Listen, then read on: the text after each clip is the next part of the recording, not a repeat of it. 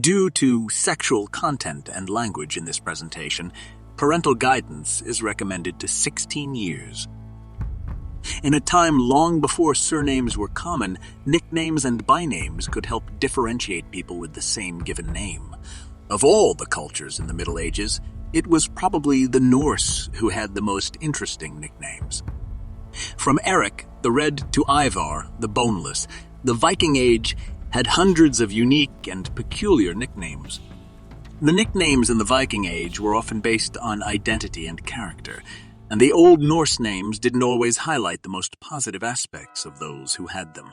So, why were nicknames so common during the Viking Age? Let's take a closer look at Viking nicknames and their meaning.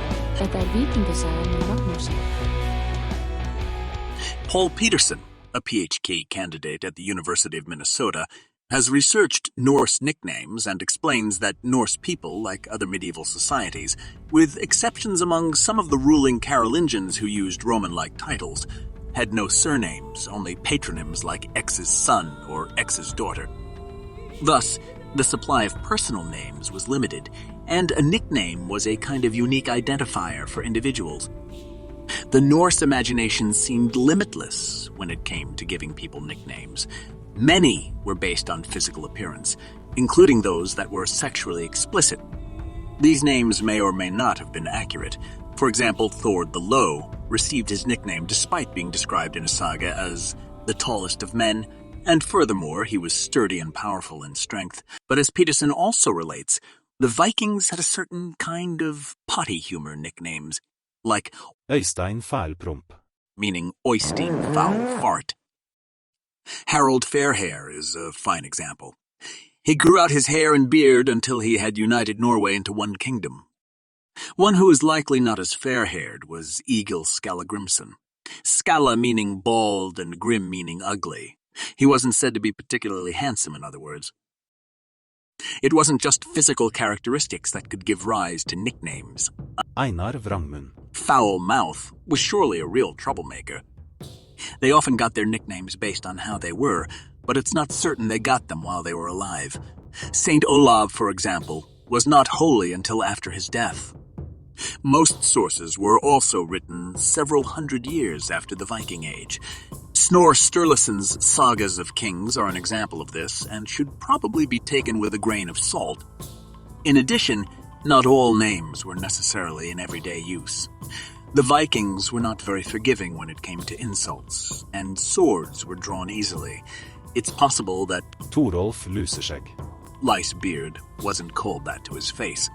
You also have to be careful when talking about Thorfinn Skallesplitter, Skull Splitter, if he's around. Although the culture was characterized by honor, strength, and courage, not all nicknames were respectful. Gunnlaug Ormstunge, Snake Tongue was an Icelandic skald. He could obviously hit quite well with his insults and poems. Some nicknames are quite spicy, especially from Icelandic saga. Kolbein Smørkuk, Butter Penis, for example. Hvalmage, Whale Belly, Rastapp, Butt Plug are also names that appear in the Icelandic Book of Settlements. The nickname of Vinland explorer Leif Erikson was the Lucky, which may suggest that it was not just skill and good seamanship that brought him to a new continent. Magnus Barefoot had, according to Snorre Sturluson, brought with him the fashion of kilt with bare legs and short skirts from Scotland, unless his nickname came from when he supposedly had to flee hastily from an enemy. If he hadn't been a king, his nickname might have been more along the lines of Magnus Skitibein, Shitlegs. Fortunately for Kolbein Smørkuk, Butter Penis, not all nicknames necessarily relate to physical attributes, skills, or events. Professor and linguist Gunstein Axelberg draws a simple comparison from the present day. You don't need to have a Hestkuk, horse penis to be called one. There are some examples of this, also with the opposite sign. Harold Hardrade's rule was probably characterized by his experience as a mercenary in the ancient city of Constantinople, but he was not the only one who used his sword frequently. Both Magnus the Good and Haakon the Good had some heads on their conscience. The latter is known, among other things, for having cut off the head of an enemy all the way down to the shoulders with one sword blow. So much for that nickname. The sagas are mostly about men. The women we hear about are mostly upper-class women. In Snorre we find, for example, Gunhild Kongemor, King's mother. It is a good way to specify which Gunhild is being referred to. Ragnhild the Mighty. Ragnhild the Mighty was one of the wives of Harald Fairhair and mother of Eric Bloodaxe. She was also called Ragnhild the Rich. It often pays off to be royal, especially when your sons are good at collecting taxes. Men uansett, vi nå her for å innføre noe som heter beskyttelsespenger, vi da. Ok.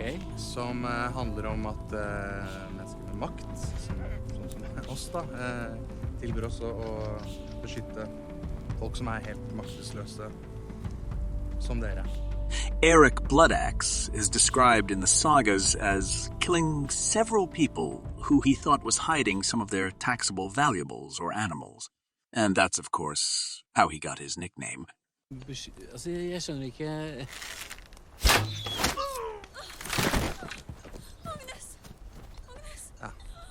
Ja, det konseptet. Ja, Ta en titt og se hva vi finner, vi. ja.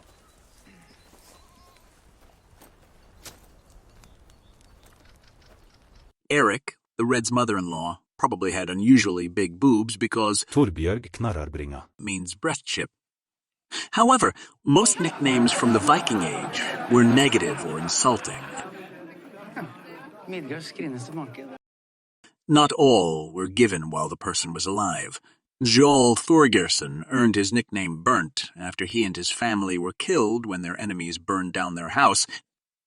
The Landnama book, the Book of Settlements, is one of the best sources for Viking Age nicknames.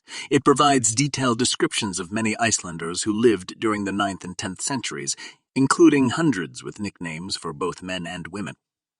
Here are some of the most interesting examples. Eric Ale Lover, Eystein Foul Fart. Finny the Dream Interpreter, Gunstein Berserk's Killer, Kolbjorn the Slighter, Olvir the Child Sparrow, Thorgir the Clumsy, Thorir the Trollburster, and Vaemund Wordmaster.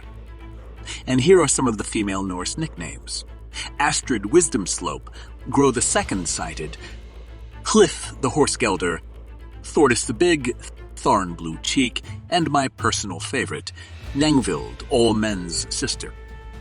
The Viking nickname you probably see most often is the Danish Viking king, Harald Bluetooth.